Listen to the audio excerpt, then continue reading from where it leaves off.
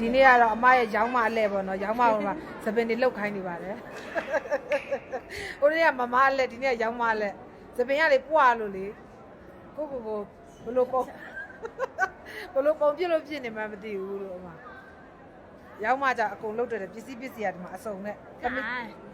သမီးလေးတွေမွေးထားတော့ဒီမှာလေးမှာပစ္စည်းရအစုံရှိတယ် तू က ready ရှိတယ်အမြဲတမ်း只要要ကြာကြီးမှာ炸鸡的吧？ကြာအဲ့လိုမျိုးရောင်းမလည်းချစ်ပါတယ်ရှင်နော်မောင်ရောင်းမနဲ့လည်းအရန်တဲ့တယ်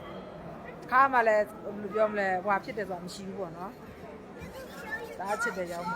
ကိုလိုမျိုးပဲ那这个干？ကိုလိုမျိုးပဲဗာလဲဓာတ်ပုံရိုက်မယ်သွားမယ်လာမယ်စားမယ်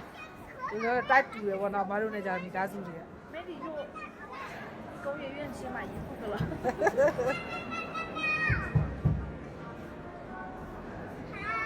要边吗？不喜欢这个狗的呀。ပြီးသွားပါပြီရှင်ဒီမှာသပင်လေးတွေထားပေးပါတယ်မဟုတ်လို့ရှင်ကြွရရတယ်ဒီကအများ